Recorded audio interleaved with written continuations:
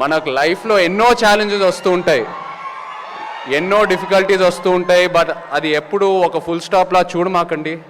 It's only a speed breaker. ఆ speed బ్రేకర్ని మీరు క్రాస్ చేసి ముందుకు వెళ్తూ ఉండండి.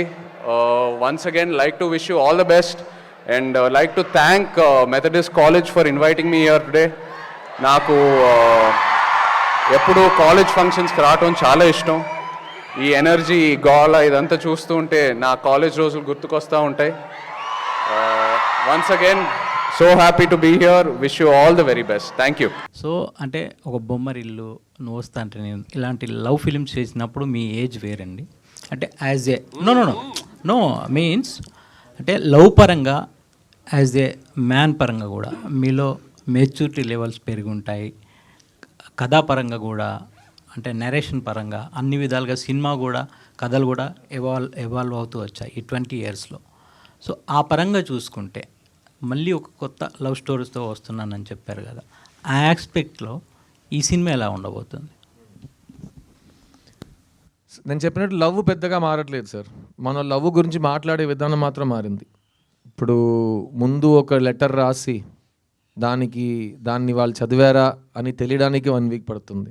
తర్వాత వాళ్ళు లెటర్ ఆలోచించి రాయడానికి ఒక 1 week పడుతుంది. తర్వాత వాళ్ళు పోస్ట్ చేసి మళ్ళీ మన దగ్గరకు రావడానికి 1 వారం పడుతుంది. How are you, I'm okay చెప్పడానికి 3 weeks పడతాయి ఆ టైంలో. అప్పుడు కూడా ప్రేమించి పెళ్లి చేసుకునే వాళ్ళు ఉన్నారు కదా. ఇప్పుడు ఏంటంటే ఓకే అనే పదాన్ని కేగా షార్టన్ చేసుకున్నారు. అంత కూడా టైం లేదు మన దగ్గర. సో ఇప్పుడు 2 secondsలో లవ్ తెలిసిపోతుంది. అదే మెయిన్ డిఫరెన్స్. అర్థమైందా? ఓపిక చాలా తక్కువ అయిపోయింది. కానీ ప్రేమలో గెలవడం, ప్రేమలో ఓడిపోవడం స్టాటిస్టికలీ అన్నీ సేమే.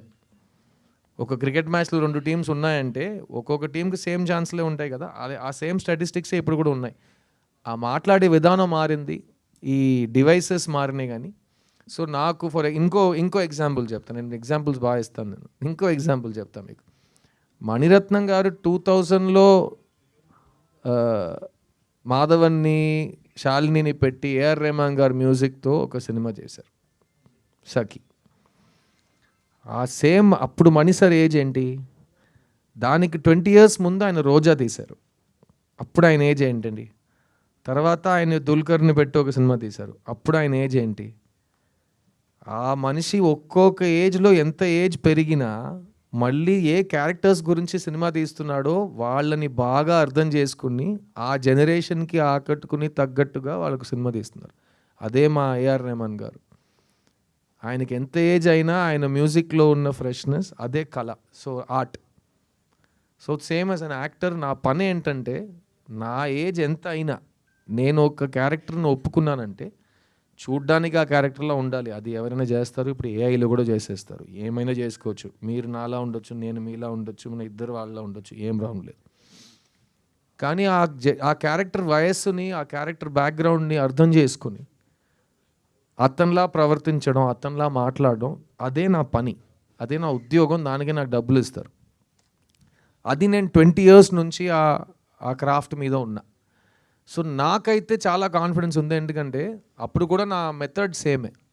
బొమ్మర్లు చేస్తున్నప్పుడు అప్పుడు హైదరాబాద్లో ఉన్న కుర్రోళ్ళు, నేను వైజాగ్కి వెళ్తే వైజాగ్లో ఉన్న కుర్రోళ్ళు, విజయవాడలో ఉన్న కుర్రోళ్ళు, వాళ్ళని అబ్జర్వ్ చేసి నేను సిద్ధుని క్రియేట్ చేశాను.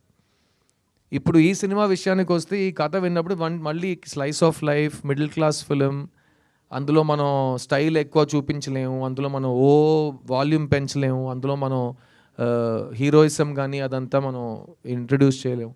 సో బిలీవబిలిటీ తీసుకురావాలి పర్ఫార్మెన్స్లో అని అనిపించింది. సో మీరు అడిగే ప్రశ్నకి ద డిఫరెన్స్ ఏం లేదండి. Love story is love story. కానీ హిట్ లవ్ స్టోరీకి అదే అందరికీ నచ్చాలి. అమ్మాయి నచ్చాలి, అబ్బాయి నచ్చాలి, జంట నచ్చాలి, వాళ్ళిద్దరు చేరాలని ఆడియన్స్కి అనిపించాలి.